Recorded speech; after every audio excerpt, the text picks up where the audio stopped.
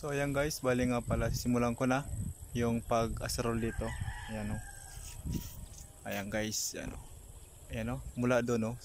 Mali 80 meter yung distansya mula doon hanggang dito. Yung estimate ko lang guys ay nasa 80 meter. Ayan guys. Bali itong hilirang to 1, 2, 3, 4, 5. Bali siyam to guys na ganyan ang aking gagawin. Yung kasya dito sa isang pilapil na to. Siyam na ganito. Isa, dalawa, tatlo, patlo. Kasya, mga siyam guys, kasya rito. So 80 meter yung distansya mula roon hanggang dito sa akin. So siyam na ulit na ganito gagawin ko, ganyan, siyam na ganyan. So bali estimate ko guys is nasa 2 days mula bukas bago ko ito matapos. So ayan, bali guys simulan ko na yung pag-asarol dito kasi nga manamano lang yung ginagawa ko kasi nga nasira yung aking ginagamit na hand tractor. So yun sana gagamitin ko pero hindi pa siya naayos. So ngayon mamananuhin ko lang to para matapos na. Yung aming pagtanim na mani ay tumutubo na siya, so kailangan na talaga siya itanim kasi kapag hindi ay ano siya guys, mamamatay yun kasi nga maputol yung tubo. So sobrang haba naman yun, so dapat tamang-tama lang yung tubo. Ganito lang yata kaiksi yung ganyan. Yan guys. So ganyan guys kaiksi yan. Pwede na siya itanim. So ayan guys, bali simulan ko na para matapos na to.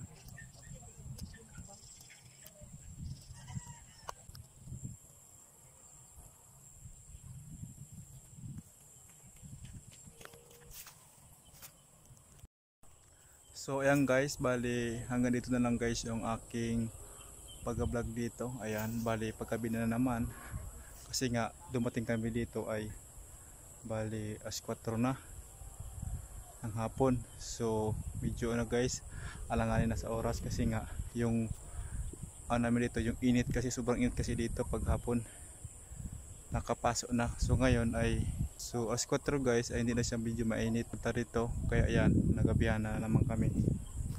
So ayan guys, bali pauwi na naman kami ngayon kasi hanggang dito na lang guys yung aking pagbablog dito sa palayan na to.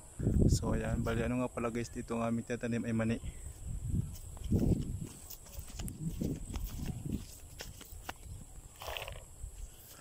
So ayan nga, ito nga pala guys yung itatanim namin, ayan o.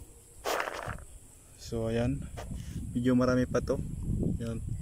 Saka mayroon nga siya guys na na tawag dito yung tubo. Ayan guys, so saglit lang.